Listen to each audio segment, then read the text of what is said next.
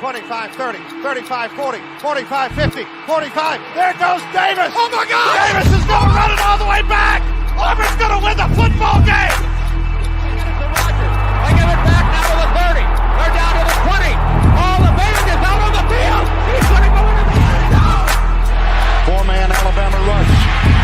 Got him. Oh, no, they didn't. Oh, my gracious. Yep. How about that?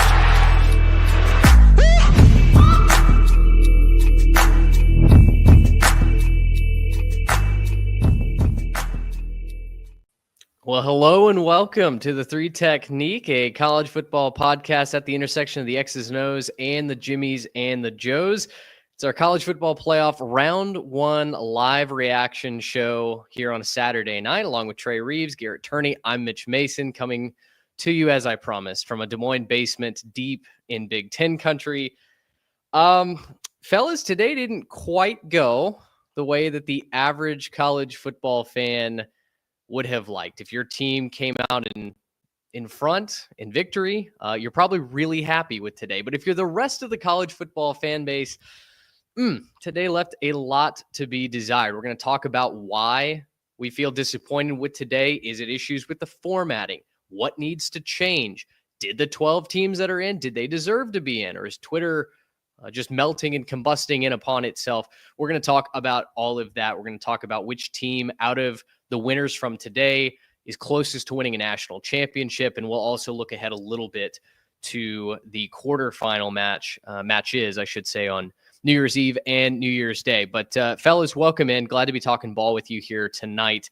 First and foremost, I think the thing that stood out to me as a great launching off point for, I think, what's going to be a pretty flowing conversation here tonight. What stood out to you most about the first round? It can be on the field, it can be off the field, but I think this is a great place to kind of use as a starting gates for this discussion. And Trey, I'll throw it to you first. What stood out most to you? I mean, the low-hanging fruit here is there were four teams that were ready for this moment and four teams that were very much not ready for this moment. I guess 3.5 teams that weren't ready for this moment, because the one that did the best, right, the Clemson Tigers that came in and made it a game in Austin for a little bit, have a coach that has been there, done that, have a lot of players on the team that have played in championship environments, have a program that has been in these situations in the not too distant past. And the other teams, Tennessee, right, it's been 1998 since they've done it. Indiana's never been here. SMU has never been here in the modern era. So it's four programs that had great seasons, but really, other than Clemson, just have not been in a moment like this. And whether it's lack of talent up front, whether it's schedule issues that reared their ugly head, and we saw what happens when they play a more complete team on the other side, whether it's whatever you want to fill in the blank with, they just weren't ready for this moment. And I think that is my main takeaway today. We had four teams that were clearly more prepared for this moment from a program building standpoint, from a program history standpoint, from a coaching standpoint. And those are the teams that are moving on to the next round. And it wasn't even close, unfortunately, for the casual fan. Yeah, so I think that the common denominator that sticks out not only is the teams were the higher seed, but they were all the home team as well. And Garrett, we talked about multiple weeks on this show how, especially in like the SEC, it felt like the home team almost always won the big game, right? That the home field advantage actually this year felt like it had kind of returned to prominence, that it really meant something to be at home. All four home teams win. And there were times where it felt like all four road teams this weekend were completely rattled, completely overmatched. I think it started in South Bend, Indiana. The Hoosiers, no strangers to the cold, but the combination of the cold, the weather, and that environment, they got off to a slow start. They never were really able to recover at all, right? You have SMU that gets rocked from the very get-go. It went on and on, all the way culminating with Tennessee and Nico Iamaleava, struggling even to complete a pass. So home field advantage certainly stuck out to me. What came to the fore for you as you watched these four games this weekend? Man, home field is such a big deal in that, because and something I mentioned a couple times this year is young quarterbacks and transfer quarterbacks have really been the thing this year. We haven't really seen the big time quarterback as much. A lot of times it takes sitting at a place for a couple of years and developing for that to be the case. There really weren't that many guys this year that had really been with their school and developed at their school and were at high level achieving programs.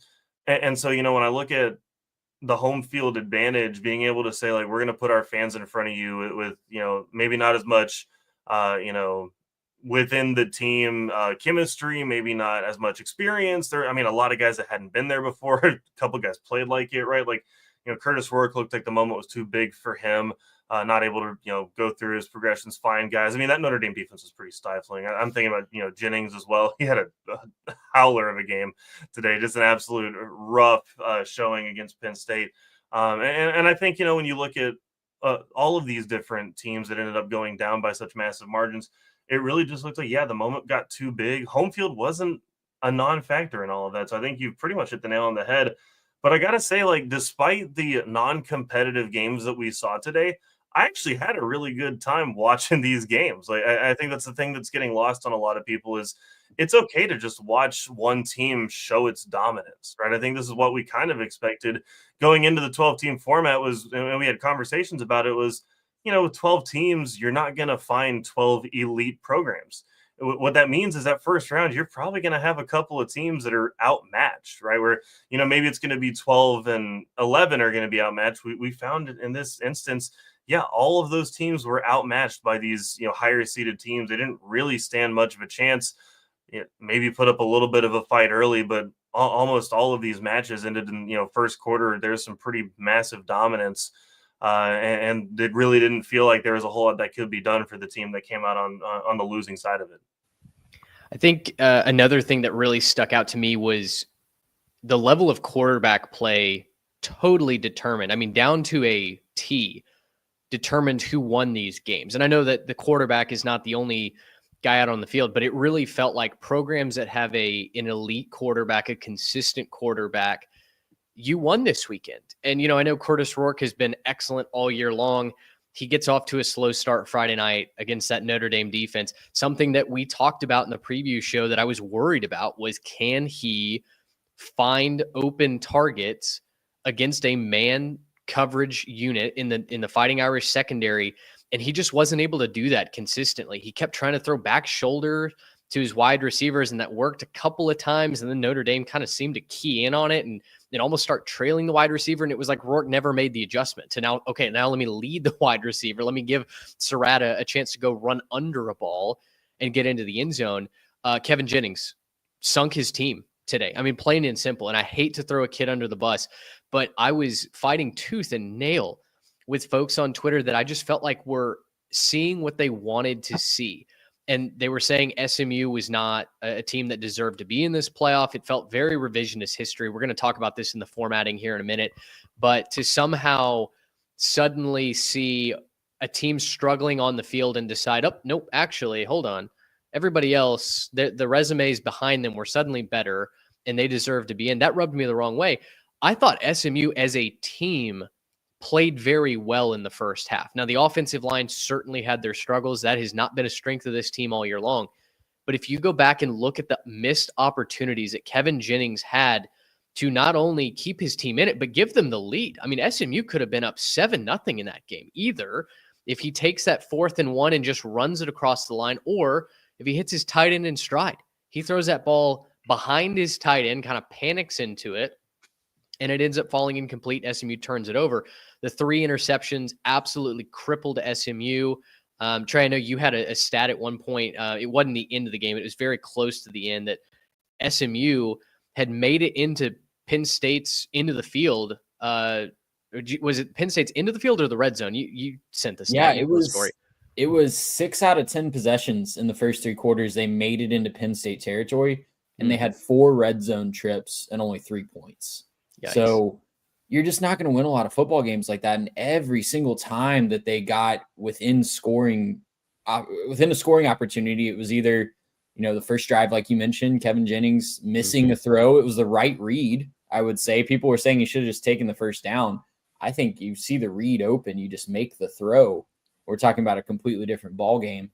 But it was the penalties, right? The false starts time after time. It was a missed field goal. It was an interception, turning the ball over right after Penn State gives you a gift for after going forward in their own red zone. So they just, I'm with you, Mitch. I really hate to pin it all on one guy, but it really did feel like, I think you even tweeted this from our account, 21 of the 22 starters were playing in a way that had SMU capable of winning that game for a vast majority of it. And so it just got way too out of hand there at the end. But when QB1 makes the mistakes that he did, misses the throws that he did, and just hands the other team 14 points, it's really hard to overcome that on the road. And that environment was fantastic as well, right? Like those false starts, the broadcast did a great job of pointing this out. It was going right into the student section at Penn State. So the whiteout conditions, both weather-wise and fan-wise, were really affecting SMU. And like I said, off the top, it's just a team and a program that wasn't quite ready for that moment. And Penn State has been building to this, and they showed it today, just like all the other home teams did. I want to push a little bit just because I'm really impressed with the defenses more than I was necessarily disappointed in some of the quarterback play.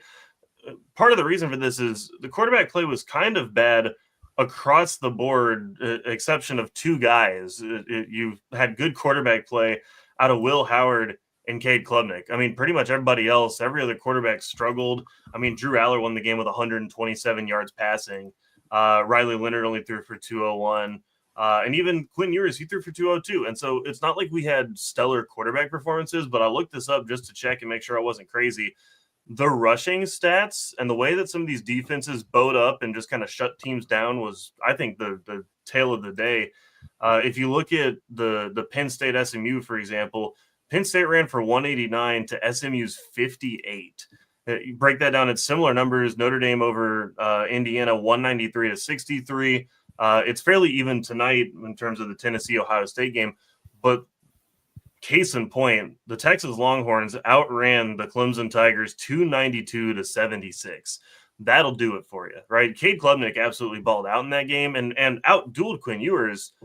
But the Longhorn rushing attack was dominant, and it had to do a lot of the time because, you know, the Longhorns have an ability to run the football, to kind of mash you up front with their offensive line, whereas Clemson just didn't get it done. They didn't even rush for 100 yards. So when you have some teams that are pushing 200 or even clearing 200 as the Longhorns did, they push 300 versus teams that aren't even hitting the 100-yard mark as a team for rushing yards. I think that really shows how powerful the defensive impact on these games was, how good those front sevens were for each of these teams. And I think that really cues up what should be the rest of this playoff with a couple of teams, you know, in that next round. I'm thinking, you know, Arizona State. I'm thinking, you know, Oregon with Jordan James. I'm thinking, you know, Boise State, obviously, with Ashton Jeanty. These are good running backs. It's going to be a running type of game going forward. Even Georgia's going to have to run the football with the backup quarterback. I'm thinking the run game and who can kind of step up and play better defense in the box is probably going to end up telling the tale for the rest of this playoff. Yeah, I thought the running game absolutely was a big part of it. The Longhorns was the most gaudy number that we saw this weekend. And boy, the Clemson defense, that was one thing that we were worried about going in, was can they tackle this is not a 2014, 2015 Clemson defense that can go win a national championship. They're going to need their offense to really step up. And to your point, Cade Klubnik absolutely did. 336 yards, I believe, 3 touchdowns and a pick. Quinn Ewers actually finishes with a higher QBR. The Longhorns ran more than they passed. So Quinn not asked to do just a ton. His one interception is a ball that goes right through DeAndre Moore's hands. I thought Quinn played well. I did think, you know, Cade was the flashier quarterback. He was the quarterback that took the bull by the horns. But that Texas running game, man, that is going to be a scary opponent for Arizona State to face this upcoming week. We'll talk about those games. And it looks like Sark was willing to use it. That was the big thing for me, because we saw it against A&M. We've seen it. Everybody's going to struggle to establish the run against Georgia, but time and time again, we've been asking for Texas to just lean on that run game, and they finally did today in a big moment, and it paid off in spades. Yeah. So let's reset the board here, just in case you watch some of it, you didn't get to watch much, what have you. The final scores were this. Notre Dame wins 27-17 over Indiana. Penn State wins 38-10 over SMU. Texas wins 38-24 over Clemson. And Ohio State is currently putting the finishing touches on Tennessee. That's 42-17. The Volunteers have gotten blown out of the water. So I think we'll weave more breakdown of these individual games into the discussion, because I think there's various data points that will be a part of this discussion. But without a doubt, the storyline that emerged on Twitter, on all social media, was this stinks. Something's wrong with the 12-team playoff format. There were a lot of complaints about, first of all, the format. Second of all, the teams that got in. And I kind of wanted to use this as just an opportunity just to flush this out, because there's a lot of people saying a lot of things on Twitter, specifically in YouTube videos. And a lot of them, guys, are big accounts, thousands, hundreds of thousands of followers that I think are committing all kinds of logical fallacies. I think they're putting the egg before the chicken here. They're trying to either solve problems that are non-existent or solve symptoms, not the original problem, and not understanding how we even get to this place in the first place. So I kind of want to run down what I found was the logical train of thought from fans on Twitter. And we want you to be a part of this discussion as well, whether you're in the live show or if you're listening to this afterwards, watching the YouTube video at 3Tech Pod. Leave your thoughts in the comments here. Do you like the 12-team playoff? Were you happy with the 12 teams that got in? And if not, what changes would you suggest? We'd love to continue to have the conversation with you. We just want to have a fully fledged conversation. So, guys, there were two kind of starting points here. Given the current format, the college football playoff bracket was correct 2 weeks ago. That was without a doubt the overarching opinion of the vast majority of fans. Now, were there still fans that said Alabama should have been in? Ole Miss, South Carolina, of course. Miami, sure. There's a case to be made for all of those teams. But the fact of the matter was, on the field, it was impossible for the committee to put a 3-loss SEC team in or a 2-loss Miami team in who did not make their conference championship in over a team that either had fewer than 3 losses or did make their conference championship. Now, the most common thing that I saw for all of these teams, Miami, Ole Miss, Alabama, South Carolina, was positioning their cases for being in the 12-team playoff that they somehow would have competed against Penn State, against Notre Dame, against maybe Ohio State, better than Indiana, SMU, Tennessee did. But I can't get over the fact that none of those arguments hold any water for me, because they didn't take care of business in the regular season. They didn't earn their way there. So let me just start with that and pitch that to you guys. The 12-team playoff field. Did y'all agree? Do you still feel like we had the right 12 teams in? I do, because the line was clearly 3 losses is too many this year. And that might be different every single year. Next year, it might be 2 losses is too many. If we have a whole bunch of teams go 11-1, the year after that, it might be 4 losses is too many if we just have a bunch of carnage in these top conferences. But for Alabama, for example, you can't tell me with a straight face that a team that lost to multiple teams with 6 losses should deserve to be in the college football playoff. If they went 9-3 and their losses were to Georgia, Tennessee, and Ole Miss, I know they didn't play Ole Miss, but Georgia, Tennessee, Ole Miss, or Georgia, Tennessee, LSU, or 3 ranked teams, maybe you have a point. But I would turn around and say that they already lost to playoff caliber teams 3 times, so maybe we don't need to see them do that again. But 3 losses was too many this year. I know that the schedules weren't balanced, but that's a symptom of the conferences. These teams are just playing who the conference offices tell them to play, and you can't fault them for winning 11 out of 12 games. If they win 11 out of 12 games in a power conference, they should be in 11 times out of 10. Yeah, and I think that's an important point, Trey, that you make. The conference schedules weigh so heavily into this. We'll talk about that in a minute, but I want to run down the 3 most common complaints that I saw from fans around Twitter. Number 1, which this one is the hardest one for me to wrap my head around, is the best 12 versus the most deserving 12.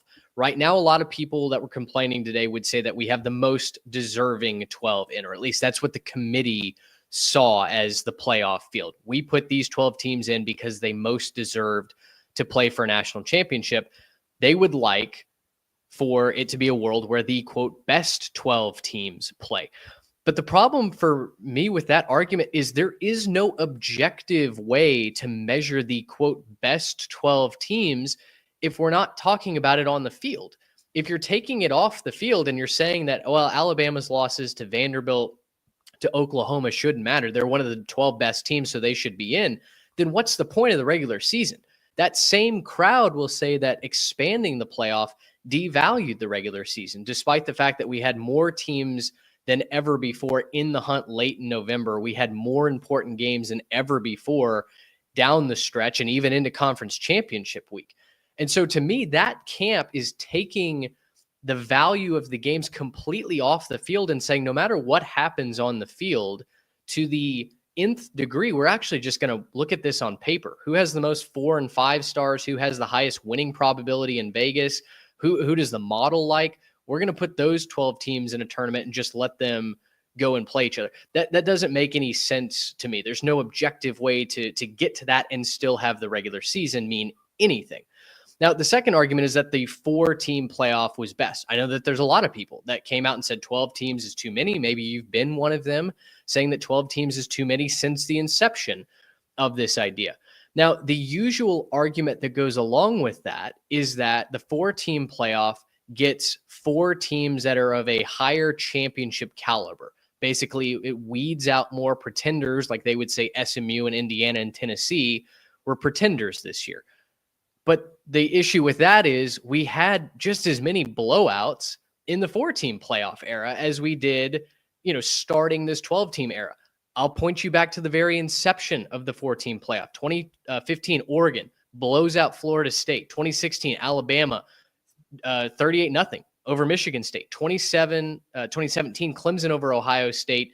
2020, LSU over Oklahoma, just to name a few. I mean, go look up some of those box scores and tell me how the 4-team playoff for sure solves the issue that we have only championship caliber programs playing for a national championship.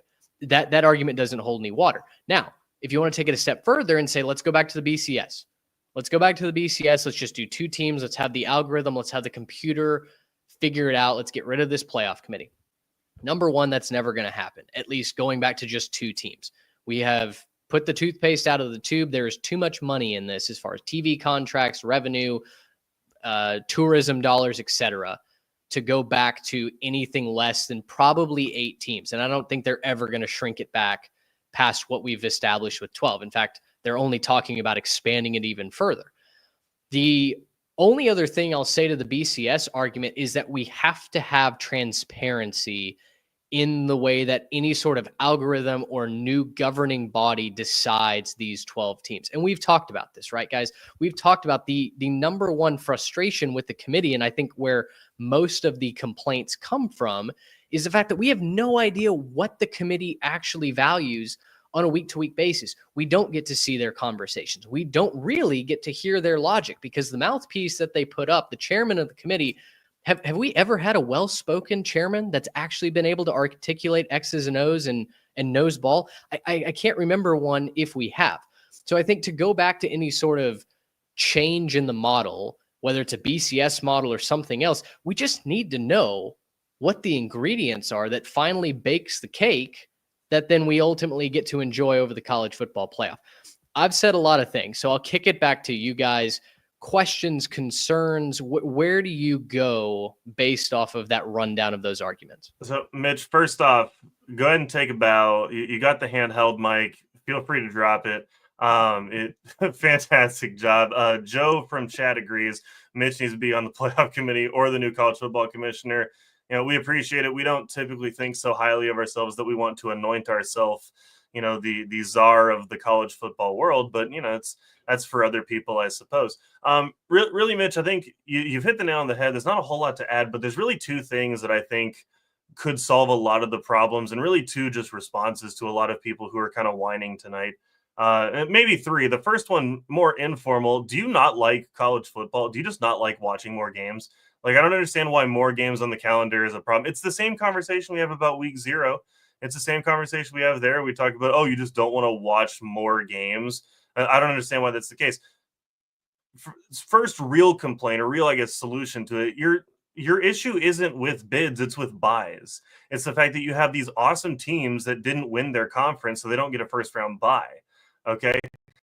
And that's really your first thing. Like, if you watch these teams, you could convince me a couple of these teams deserved a bye week, as opposed to, some of the teams that got them. If these are games being played between like Boise State and SMU, it's probably a closer game. And if you're talking like Arizona State going and playing Indiana, that's probably closer. So really, I don't think the issue, again, is with the fact that you have 12 teams. I think the issue is the fact that you've got bye weeks that are happening based on winning your conference. So there's my first thing. I love the auto bid system. I think that makes sense, but it's not about the bids, it's about the buys. My second thing to really say that's an actual fix for a lot of this is to remind everybody why we did this in the first place, okay? The reason we did this in the first place was to make sure we got the best team in college football in the field. It wasn't to guarantee that who we thought was the best team was going to be the number one and we would get it right. But the guarantee was that we needed to find a way to get them in the field. Last year, there were two teams, Florida State and Georgia, that should have been in the field. Because at the end of the season, they were playing the best ball. They earned it through the course of the season, whatever it was. They should have been in the field in some way, shape, or form. They should have had an ability to compete for it. And in the case of Florida State last year, they weren't playing very well. They lost their quarterback, but they still should have had a shot to prove it or not. Go back and think about all the different times that that's happened through the course of the 4-team playoff, right? If you go back, even think of the TCU Baylor example. TCU Baylor, both of those teams should have been in the field. They should have had a chance to go out there and play, Oregon or, Ohio State or whoever it was, and show them that they could go beat them. They didn't get that chance, right? And so there's certain years where, like, I could make the argument, yeah, maybe there's 6 teams that really are in contention for the best team. Maybe some years you're going to make the case that it's only 5. Maybe some years it's as many as 8. Tonight, the 8th seed proved, I think, that they could be one of the best teams in college football. And so I think that that's a case to be made. We're not saying that 12 teams deserve to make the playoff. Obviously, this is what we said in the offseason. So it's a point that I made several times on this podcast in the offseason was the conversation between that last team that makes it 12 and 13, or, if it's 11 and, 13 because of the 12 seed that got in on an auto bid. Whatever that conversation was, I don't care anymore, right? Because 4 and 5, you had an argument, right? Between 4 and 5 last year, when we talked about the Bama Florida State thing, there was a real argument that Florida State had to kind of go up or down and say, like, oh, it should have been Florida State, or it could have been Georgia. Like, there were cases you could make last year that one of those teams deserved to be in the field. I don't want to hear it with Alabama, because if Alabama or SMU got left out, I don't want to hear from either of them, right? SMU didn't play a tough enough schedule. Alabama, you didn't win enough games. Either way that they went with that, I don't care, because neither of those teams are the best team. You can't tell me that either of those teams are the best team, and they absolutely should be in the field, right? And so that's the point with all of this. 12 teams is not to guarantee we get the 12 best or the 12 most deserving or the 12 that have an actual shot. It's to make sure that number one is in the field. I think that's an excellent point. We will not, from here on out, ever have a situation where we feel like the playoff committee has cheated one of the elite teams out, like a Georgia or a Florida State. But like, even compare it to college basketball. Are you telling me 64 teams really have a shot to win the whole thing? Like, I still remember when it was dramatic that like the 9 seed won in like 2010 or 2011, whenever that was. Like, it was dramatic that the 9 seed actually won the whole dang thing. And I was like, yeah, that's crazy that 9 won out. We're talking about like 12 seeds in a college football playoff. I'm not telling you that any of those teams really have a chance. We talk about Cinderella runs and, Dunk City and all that. Like, none of those teams actually won the championship. They were just fun stories that we followed in a tournament run. Compare it to college football. Maybe, if SMU found a way to win today and then they found a way to go out there and beat Boise, they're going to get smoked by whoever comes out of Notre Dame, Georgia. But the point was the run. The point was that we had fun along the way, and that if that team got hot, congratulations. And if they were the best team, they were going to prove it. And that's the whole point with that, is like, you're not going to convince me one way or the other that you should stop it at 8 or stop it at 12 or whatever else, because there's a certain line where I don't want to hear the argument from the other people. Like, I don't have any interest in listening to Lane Kiffin. You lost to Kentucky at home. Shut up. Like, I don't want to hear it, right? I just don't want to hear it when you lose to Kentucky at home and your quarterback throws 3 picks in the last minute of the game against Florida. I just have zero interest in listening to your argument. The bottom line is, if you're on the bubble, we said this time and time again on the rate and on the rankings release show. If you're on the bubble, by definition, you could have done more. So you're leaving it up in the committee's hands. And if you leave it up in the committee's hands, they're not going to choose you every single time. It's going to come down to whatever criteria they decide. This year, the criteria was more wins over quality wins. How many games did you win over? Who did you beat? Who did you lose to versus how many losses you had? That's what it came down to. And so if you're on the bubble, you can point to multiple games where you should have taken care of business as a favorite, and you wouldn't be on the bubble. You would be the one playing in this game. So you're absolutely right, Garrett. Yeah. I'm this close. I know I can't, as a person that covers college football in whatever capacity that is, block Lane Kiffin from Twitter, but like, I'm this close to blocking him because he's just like, if he spent half as much time on Twitter as he did, then his team would be playing in this game and they wouldn't have lost to Kentucky. And to compare it to another thing, I'll go a little bit real world, for example. So I teach a very difficult math class, which means that when it comes time for exams, these exams are tricky. And a lot of my students struggle. The averages, are going to be a little bit lower than you'd expect in a normal class.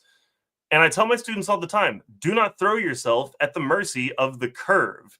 That's not a good, plan, is to say like, well, I know the test is going to be hard, so I'll just plan on the curve being 30 points or something like that. Don't throw yourself at the mercy of the curve. Study, do your best. And if you end up failing this test, it'll be because you didn't do enough, not because my curve wasn't big enough, right?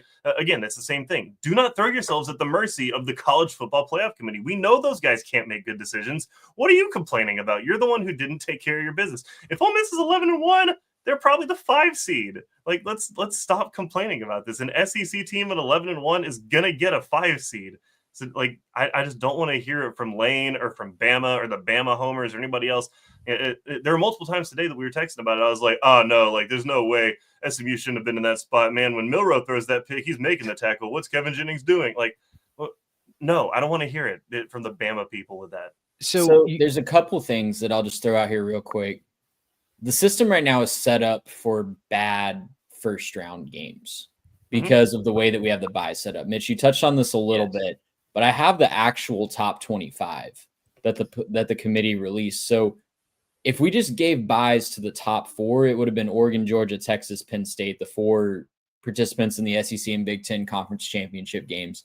They would have gotten the byes. And then our first round games would have been number 5, Notre Dame hosting Clemson, which Clemson has knocked off Notre Dame multiple times in recent years. So that might have been a very interesting game. Number 6, Ohio State would have hosted Arizona State. Number 7, Tennessee would have hosted SMU. And number 8, Indiana would have hosted number 9, Boise State. All 4 of those games are way more compelling to me on paper than the matchups that we saw.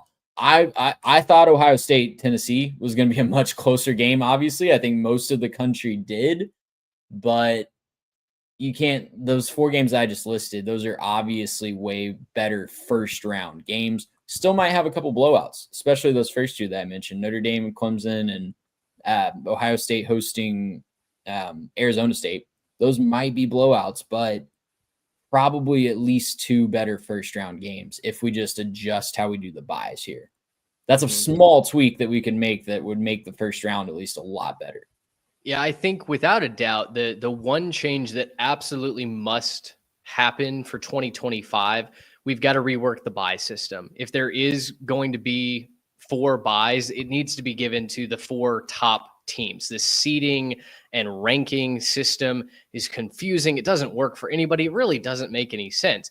It should just be if you win your conference championship game and you're one of the 5 best conference champs, sure, you're in the playoff. That can secure you a seat at the table, but it doesn't mean that you get one of the buys if you're one we of the don't give 4 St. Bonaventure a And actually St. Bonaventure is in the weekend. Atlantic 10 now. The Atlantic 10 is probably gonna be multi-bid league. Y'all aren't here for basketball. We don't give Texas Southern a 3 seed if they win the SWAC, right? That's what I should have said. We don't give these 1-bid leagues a preferential seeding. We put them at the bottom and say, all right, work your way out. We'll figure it out from there. Same thing with college baseball. Same thing with golf. All the other sports do not elevate a conference champion just for the sake of elevating a conference champion. Now, the only one that does is the NFL, and we complain when a team with a sub 500 record gets to host a playoff game. That's right. Hello, Seattle Seahawks, circa whenever that was. And then they won. Yeah, and which they did. Garrett, back to your point about the Graydon curve, and I think that actually sets up kind of the softball that I wanted to throw over to Trey, which is the chicken or the egg discussion. I kind of laid out what I take issue with from fans on Twitter and even in the media. I mean, these are not just ideas that are being thrown around by Twitter eggs. These are ideas and statements being thrown around by big-time college football analysts, guys that are getting paid a lot of money to kind of shepherd the sport. And I think they're just flat wrong because I think their arguments don't hold any logic or reason. Now, Trey, we were talking about this, and without a doubt, the chicken problem for us, if others are trying to solve symptoms, we think the problem is the conference schedules and the conference makeup, right? These super conferences where you can have a team play the bottom half of a league and have no quality wins like Indiana, which on its face, not Indiana's fault. They're playing the teams that have been set before them. And I saw someone actually post this in a comment yesterday, I guess late last night after they lost. It's really not even their fault for playing a weak conference slate. When they entered this season, they had the defending national champion and the defending runner-up on their conference slate. So, I mean, it's not Indiana's fault that both of those teams ended up really struggling down the stretch, and they were able to beat both of those teams and take care of business. But what it does end up resulting in is Indiana did not have a quality win higher than the example I saw thrown out was Alabama's loss to Oklahoma. Had Alabama beaten Oklahoma and Oklahoma miss a bowl game, their win over the Sooners would have still ranked higher than any of Indiana's wins did for the 2024 season. That's a problem, but it's not a problem that comes from a 12-team playoff or Kurt Cignetti and the boys just not being ready to play. It comes and it falls at the feet of these super conferences that have prioritized TV rights and putting together as many brands as they can over actually guarding and shepherding the competitive nature of college football. It seems like the fix would be to start at the conference level, not just blowing up the playoff system. 1,000%. Could not agree more. And we were really early adopters of this on this show. I think all the way back last December, I was pointing out that the tiebreakers were going to be a mess. There's going to be imbalanced schedules. It's going to be just disgusting to sort out. And so case in point, this is a little inside baseball, but I think it's relevant. The SEC and Big Ten, worst perpetrators of this because they are trying to have their cake and eat it too, where they want all this money and they want the matchups like you're talking about. They're slaves to Disney and Fox at this point. But they also are trying to pretend like they care about tradition at the same time. So the SEC, when they made their schedule, they went back 4 or 5 years, I can't remember how many, and calculated conference winning percentages, including Texas and Oklahoma in the Big 12. And they sorted it out and said, okay, we're going to prioritize traditional matchups. We're going to prioritize traditional rivalries, and we're going to prioritize getting people on par competition. Well, what that resulted in was Texas going off some of their worst years in program history in the Big 12 and getting to play what was obviously a very weak schedule of SEC teams. Like we all saw that last September when it came out. It was very obvious that they were getting a much more preferential schedule than Oklahoma, who was being used as as a conference championship contender in the Big 12. So they get to play all the top teams, Alabama, LSU, Ole Miss, all Florida, all these really, really good teams. So that's what the SEC decided to do. The Big Ten, even though they have 18 teams that span coast to coast now, decided that we care about regional rivalries and we care about protected games. And they had something like 30 protected matchups. And that's why you're getting Indiana dodging all of the top teams, is because they only have one. They have Purdue, who ended up dead last in the Big Ten as a projected matchup. And you have teams like Wisconsin and Iowa and all these other teams that some of them had 5 or 6 protected games. That's ridiculous. Like, you guys voted these teams into the conference. I'm sorry. You sold your soul. You don't get all the protected matchups anymore. Like that's the first thing that we've got to figure out, is you sold your soul. I'm sorry. You don't get to play every single rival that you prioritize because you decided that that big TV check was worth more money, and you had a vote. You could have voted no, and you could have said, no, I want the Big Ten to be what it originally was, and I want to prioritize that. But no, you voted for the money. So that's the bed that you made, and you get to lay in it.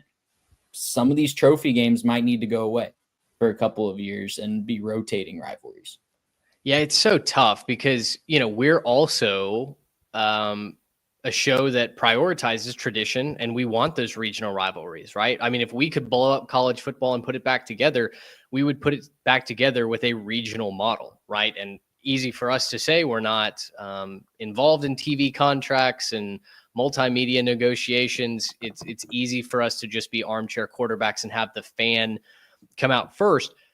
But it's also easier to say, hey, this is actually a more natural way college football in its purest form works.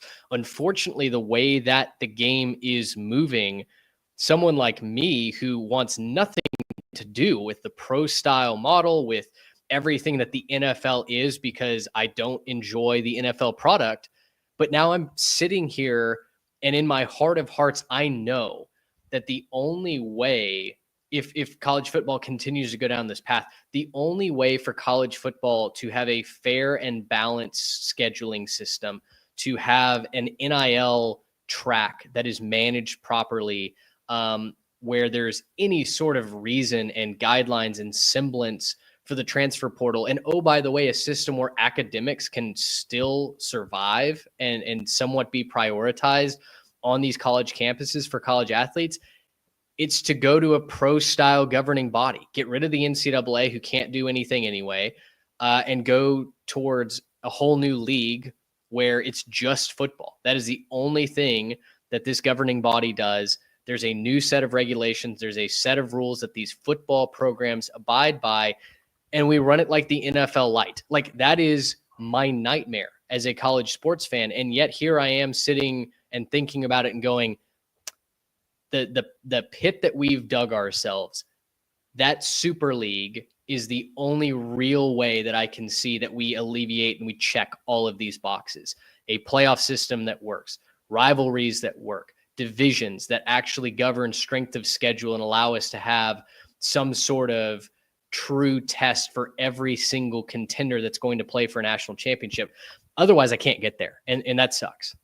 The hard part about all of this is I think a lot of college football fans right now are wanting to point the finger somewhere, right? They're wanting to just kind of blame somebody and say, like, oh, it's your fault or it's that fault. And a lot of people are just pointing back and forth at the obvious things from this year, right? I mean, we can point at the commission for picking what they did. We can point at, teams that could have made it, should have made it, whatever it is. Really, you need to point your finger one of two places. You can either point it at the Lost Dodds who started it, or you can point it at the mouse. And really, you should be pointing your finger at the mouse, if anything else, because I don't know why we trusted the company that has run several things into the ground now and crushed viewership and crushed fans and support and stuff like that. I don't know why we trusted them to run the TV deals and just sell out. But that's the unfortunate part of where we are, is we sold out as a college football world to the mouse.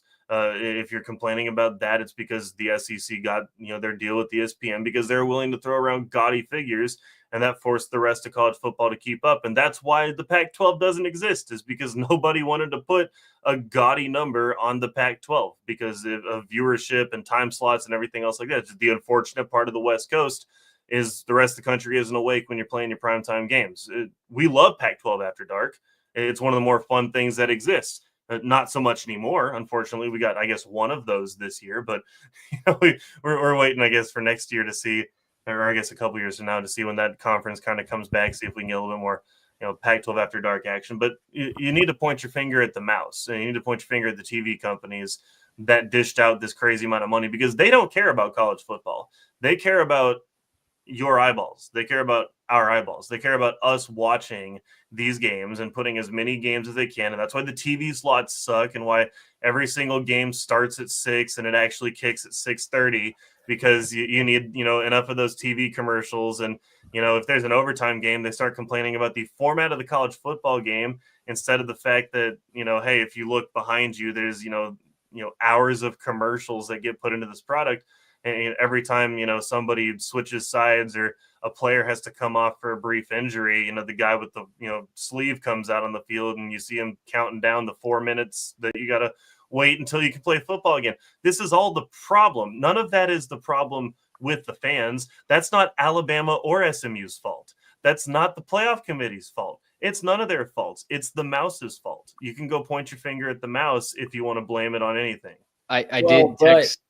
Go ahead, I did text Trey at the Frisco Bowl that I covered for us. That timer was moving towards 200 seconds. The guy with the orange sleeve came out, and I noticed, hang on, 3 minutes and 15 seconds. That is much more too many than seconds. 3 minutes. Yeah. So go ahead, Trey.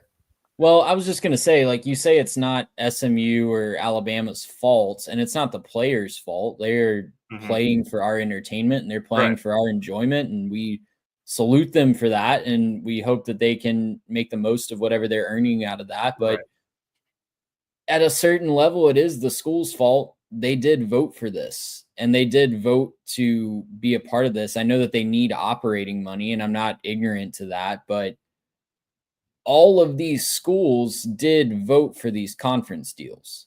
And if you ask the individual fans of USC if they'd rather play a conference game against Rutgers or Washington State, 90% of them plus are going to say Washington State. If you ask the fans of Texas Tech if they'd rather play a conference game against UCF or Texas A&M, 99% are going to say Texas A&M. So it's not, yes, we can't blame the schools and the players and the coaches that are there. Like the guys that we root for, we can't blame them, but the suits that are behind them absolutely share some of the blame, because they're the ones brokering these deals in the background.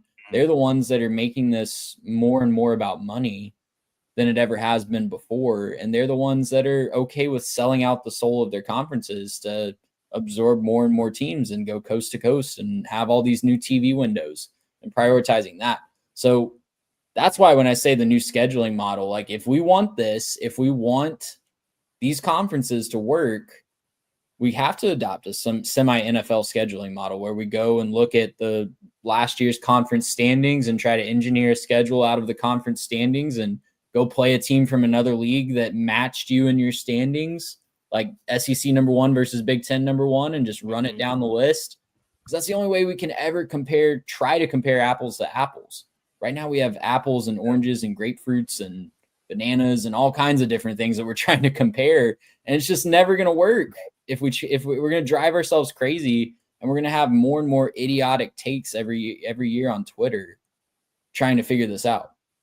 See, my only issue with the suits thing, and I agree with you that these people shouldn't be just taking deals and taking money and selling their soul to the mouse. But at a certain point, I can't blame university executives too much, because they're going to give the money to somebody.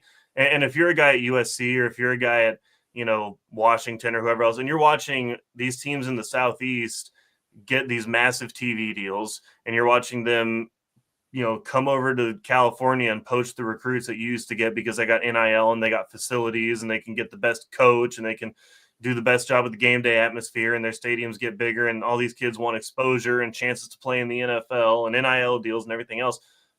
I kind of can't blame the suits for saying, well, we need to keep up or we're going to be irrelevant, right? Like, I think you've seen that a little bit of just saying like, hey, would you rather be Washington, who's got to do all this stuff that they got to do to get across the country, or even take UCLA, who, traveled more mileage than 26 NFL teams this year?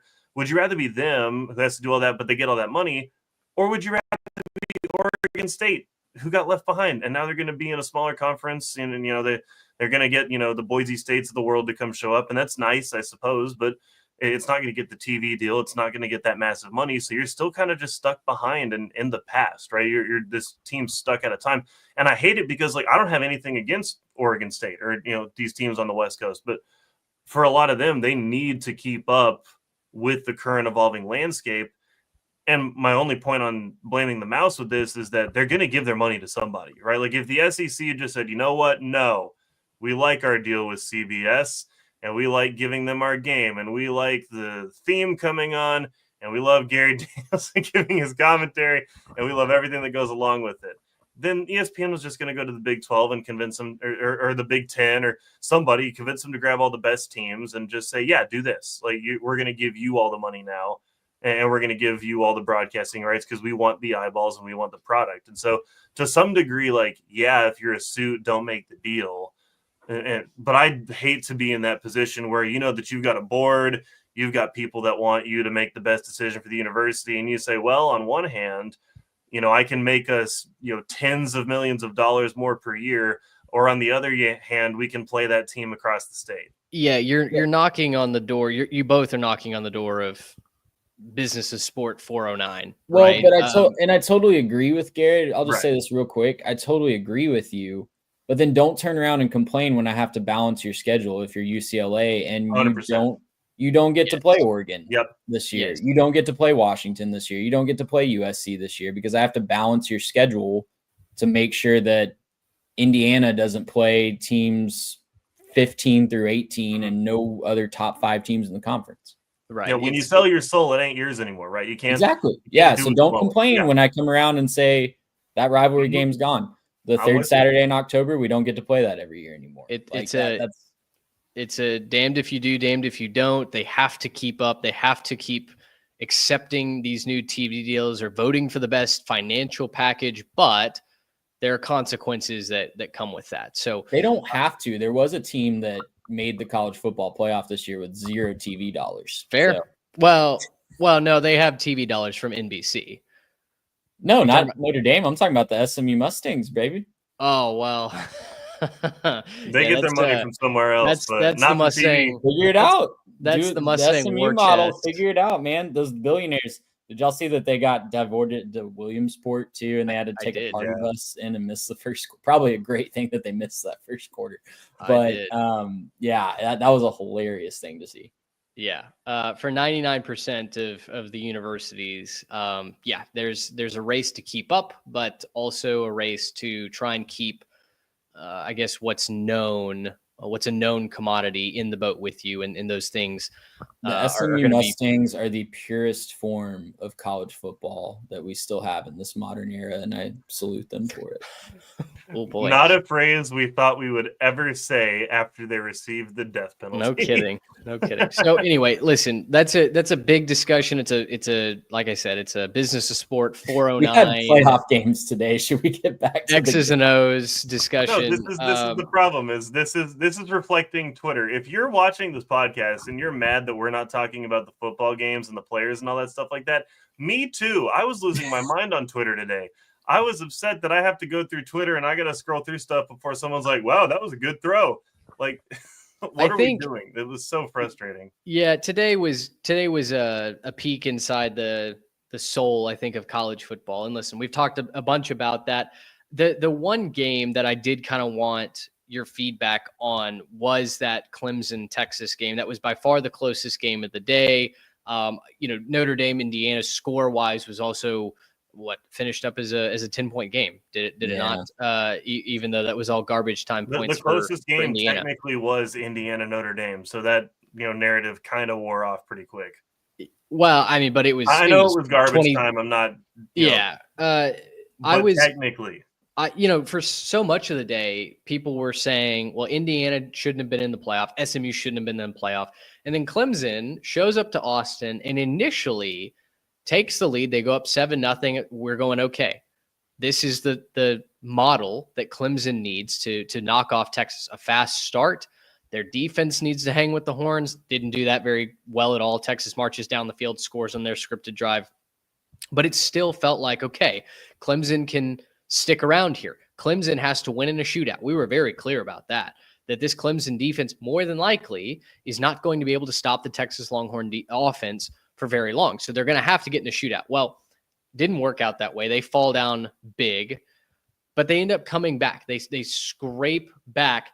I felt like, though, Dabo did not learn the lessons that he should have from watching Texas and Texas A&M. It felt like Dabo made some of the same mistakes that Mike Elko made running the ball against that Texas defensive front, not working away from the linebackers, which are, I think, the heart and soul of that Texas defense. And it ended up costing them. And Clemson wastes a couple of chances late to either get within one score, or inevitably, had they cashed in on that, maybe it's to tie. But it felt like Clemson validated the 12-team field, that you can still have competitive teams, competitive games, I should say, in the 5-12 matchup, right? Clemson had no business making the college football playoff until they won the ACC championship game. They should have been the most suspect out of all the teams in this field, and yet they were able to hang with the Texas Longhorns. So for me, that validated that, yes, you can have very competitive games, great games in this model. Garrett, like you said earlier, the 12-team playoff isn't necessarily to get 12 teams that will win the national championship or have a great chance, but it's to make sure that a team that should be competing for a national championship isn't left out. So I know we talked about the running game for Texas and playing Clemson. What else stuck out to you about that game? And specifically, I guess, let's move into the lens of playing against Arizona State. What did you see from Texas that now you are looking forward to, excited to see as they match up against the Sun Devils in their quarterfinal matchup?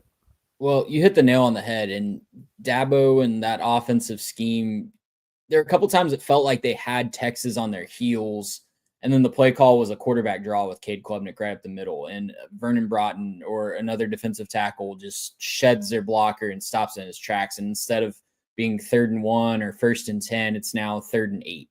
And that really had Clemson playing from behind.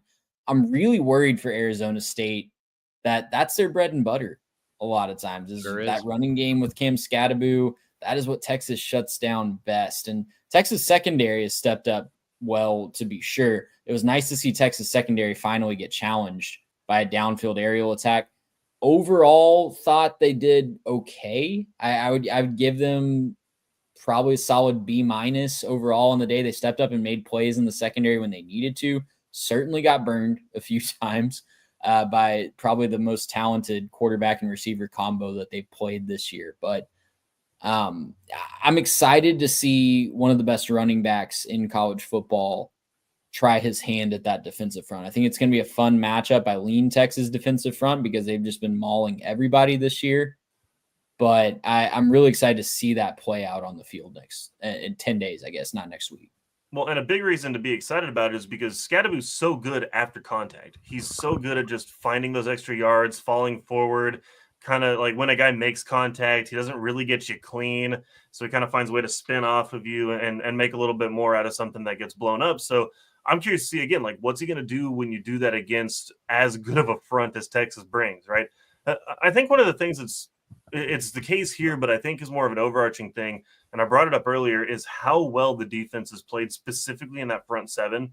The way that defenses just dominated the box, got after quarterbacks, like found ways to really influence the game, I think played a massive part in how these games went.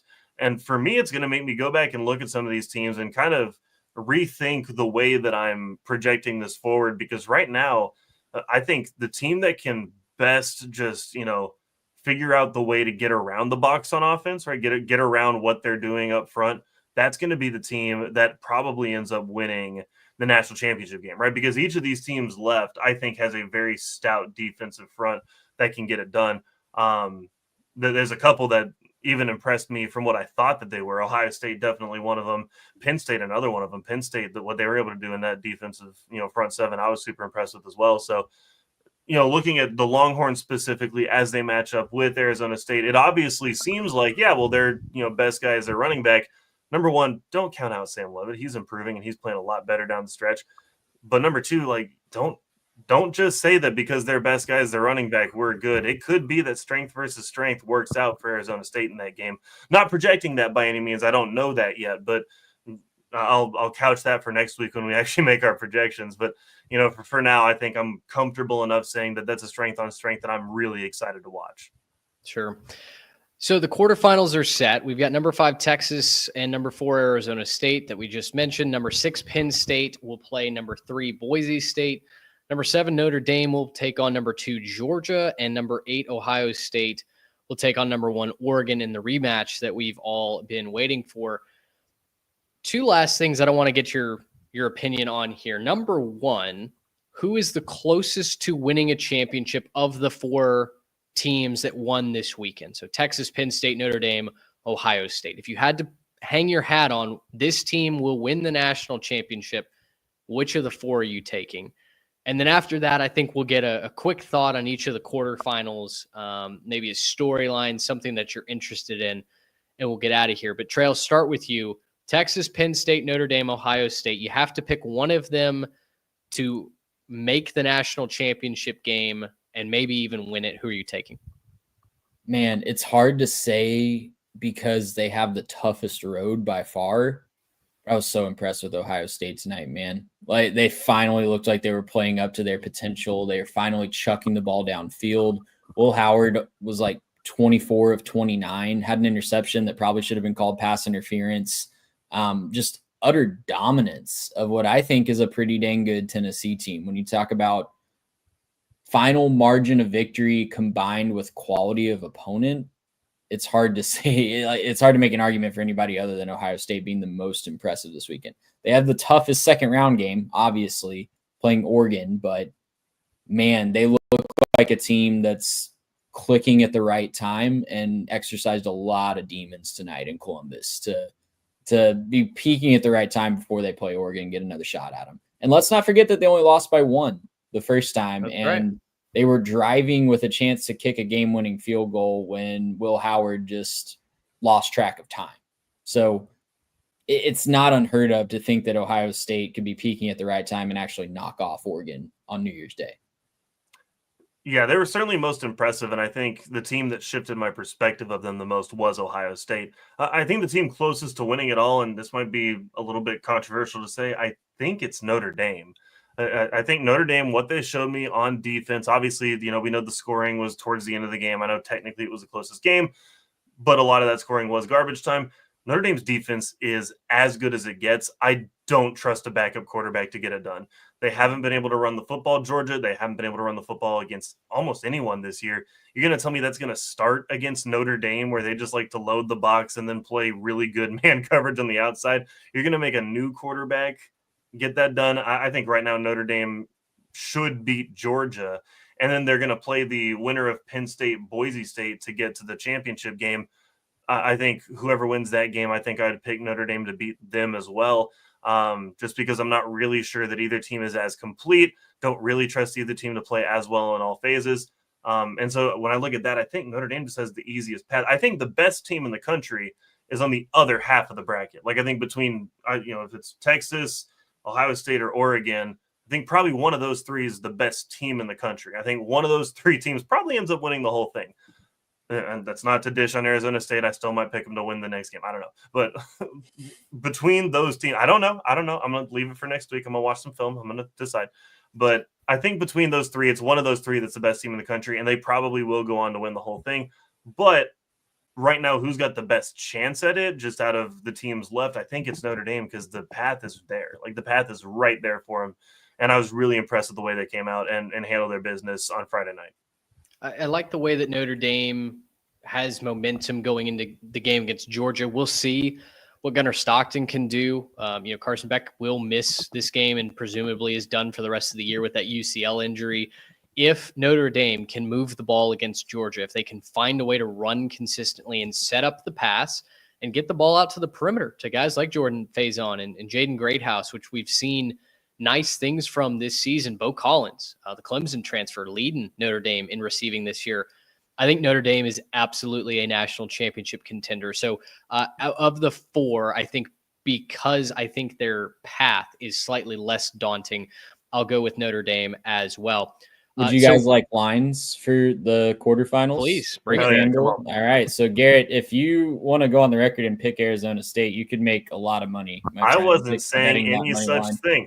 I was not picking Arizona State. I was withholding my judgment for next week. Would your daughter like to go to college? You could start your daughter's any number of money that would affect that. Well, yeah. So Penn State, Boise State will start there on New Year's Eve. Penn State 10.5-point favorites. Boise State plus 300 on the money line. Texas is 13.5-point favorites over Arizona State. Arizona State plus 400 on the money line. Ohio State 1.5-point favorites over Oregon as we sit here tonight. Maybe that's a little bit of emotional. I don't know what it opened at. If it opened as an Oregon favorite, and so there's some emotional money coming in on the Buckeyes tonight. Not sure. But Georgia also 1.5-point favorites over Notre Dame. Yeah. So we should get some good games in the second round. If you're ready for good games, we should have that. Well, and to be fair, I mean, not to drop a bucket of cold water on this, all the spreads for this weekend were within 4 points of each other when they opened. So, but I do think they were pretty expanded. They were all at least 7.5 when they opened. Oh, you know what? No, you're right. I'm thinking of morning of lines. Yeah, conference championship. I'm thinking of conference championship week. No, you're right. Because we looked them up live, I think, and I remember thinking, "Wow, there's some big lines on these games." Yeah, that's my mistake. I think if I was to give kind of a sentence on each of these 4 quarterfinal games, and so many people loved our college football primer for round 1. We'll put another one out for the quarterfinal matchup. We've got our bowl guide. Our bowl guide is in Fuego. Fire, dude. We're Fuego right now. We are 11 for 12 in our picks. And the only pick that we got wrong was picking Georgia Southern over Sam, which, listen, mea culpa, we missed the announcement, the late announcement that Sam Houston had all of their there was an announcement. We had to go to their sidelines page. Like, shout out to Sidelines Sam Houston, friend of the show. Yeah, but, that all of their players finally informed us. We're going to play in that game. We had missed that. You and I texted separately. We kind of feel like changing this pick, but at that point we felt like, no, that would be maybe a little cheesy given the fact that we had published everything. But our hearts were with the Bearcats. So, listen, we're doing well. Shameless plug for you to head on over to our Substack. We've gotten a bunch of new subscribers through the bowl season, through the bowl guide, through the primer. If you're not one of them, it's completely free. And we write a bunch of articles and post content over there. So definitely head on over and check that out. All of that, long-winded way to say, I'll post a new primer for these 4 games. The thoughts that come to my head: Texas, Arizona State. Can Sam Leavitt beat Texas? Can he challenge that secondary? Because the Longhorns are going to stack the box and try and take away Cam Scatterbo. For Ohio State, can Ryan Day play the revenge card? Can he and this Buckeyes team keep the momentum rolling? We saw how physical, how fast Oregon looked against Penn State. It's going to be, again, the biggest challenge that Ohio State has had all season. Can they get revenge in round 2? I think for very similar narrative for Texas and Arizona State is true for the Broncos and the Nittany Lions. Penn State's going to try and take away Ashton Genty. Can Maddox Madsen have a special game? Can he do something to stretch the field and make sure that Genty has room to operate against the Nittany Lions? And then I'm watching Gunnar Stockton for Georgia and Notre Dame. I think Notre Dame is the better team right now. I think they've got the more consistent offense by far. And I trust their defense a little bit more right now. So what can Georgia show me to prove me wrong? Because, I'll spoil it right now. I'm going to pick Notre Dame to win this game. And honestly, guys, might take them by 2 scores. Just saying. There's fighting words. There's the bulletin board material. I don't hate that. I think the only storylines I might throw out there that are different is my first storyline would be the question: is there such a curse for a guy who deserved to win the Heisman, or should we expect Genty to have a good game? And then my second question there is really going to be focused on that Rose Bowl. Does Ryan Day know the whereabouts of Lou Holtz? If he knows the whereabouts of Lou Holtz, I don't think that they're going to do so well. But if he'd like to know where they are, I think that they come out on top. Oh, my question for the Rose Bowl is, does Phil Knight have a maize and blue alternate That would be huge because we know they do yellow. Can we find a way to get some navy on there? Does the matte black and yellow, will that be close enough? I think it's got to be the exact hex code. It's got to be the blue, yeah.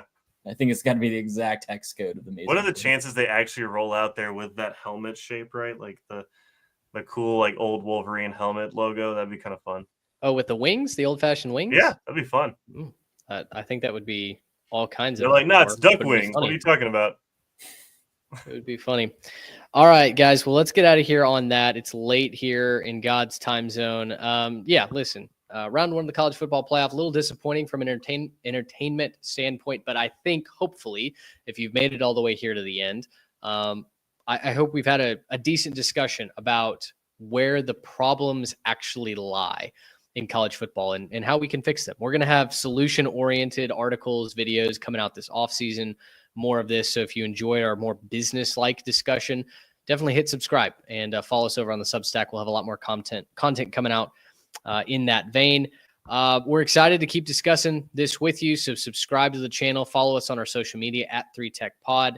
We've got a lot more in the clip ready to go here through round 2 and so forth of the college football playoff and the rest of bowl season as well. But for Trey Reeves and Garrett Turney, I'm Mitch Mason. Thanks so much for hanging out with us. Until next time, so long, everybody. Gracious him. How about